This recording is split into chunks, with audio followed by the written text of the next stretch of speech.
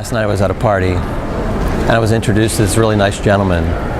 He quickly discovers that I'm a financial advisor, and he begins telling me about that he's concerned about inflation and he's thinking about making some major changes to his portfolio. I could tell that he wanted me to affirm him in his thinking, especially with respect to this portfolio change. But I was thinking to myself, how could I possibly know what's best for him? I don't even know where he's going.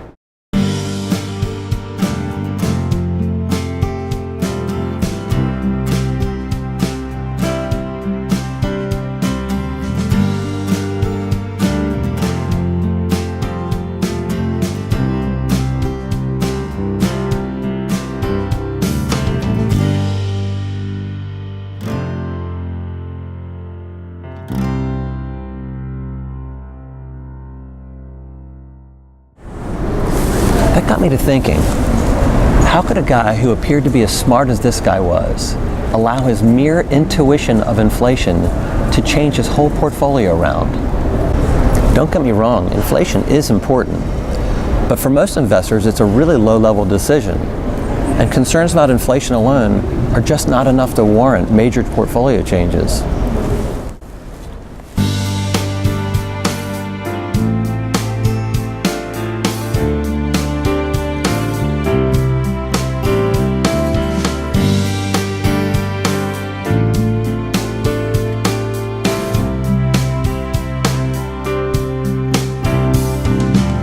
Let me explain. There are literally hundreds of thousands of decisions that we'll make over the course of our investing history. And if we were to ponder that too deeply, we'd seize up and not be able to move forward at all. So what do we do? I have found that if we break down the financial decisions that investors need to make into categories, they can begin to move forward with confidence on their journey. I call this first category the big picture decisions. They are the long-term, significant life decisions. Investment planning is like going on a trip. The first and most important decision you need to make is deciding on where you want to go. In the financial realm, some of these decisions are, when am I going to retire? Or, how can I pay for my kids' college? These decisions are vital because all subsequent decisions hinge on them. Ultimately, big picture decisions reflect your priorities and cannot be determined by anybody else but you. You've got to start with the big picture decisions.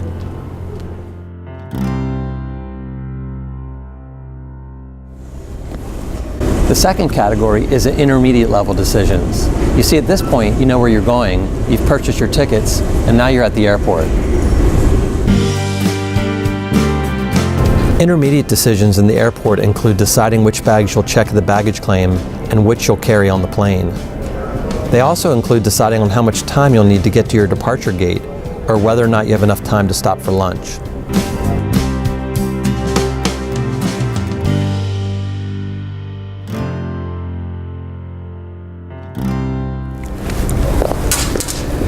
For investors, the intermediate level of decisions include things like asset allocation and manager selection, tax management, and retirement plan contributions, but also a lot more.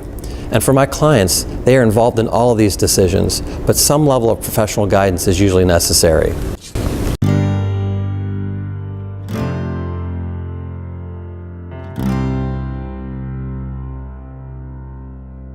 The third and final category is the cockpit level decisions.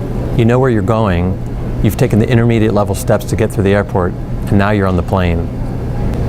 In finance, cockpit level decisions pertain to complex subjects like that gentleman's concern about inflation or unemployment, how they perform relative to their original goals or other benchmarks, or even their assumptions about the capital markets.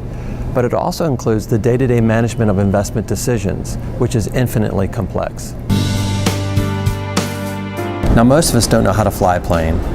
Lucky for you, you don't have to, because you paid for a seat on the plane, flown by a professional pilot, who thoroughly understands the minutiae involved in flying an airplane. You can just sit back and enjoy the flight as you get closer and closer to your destination.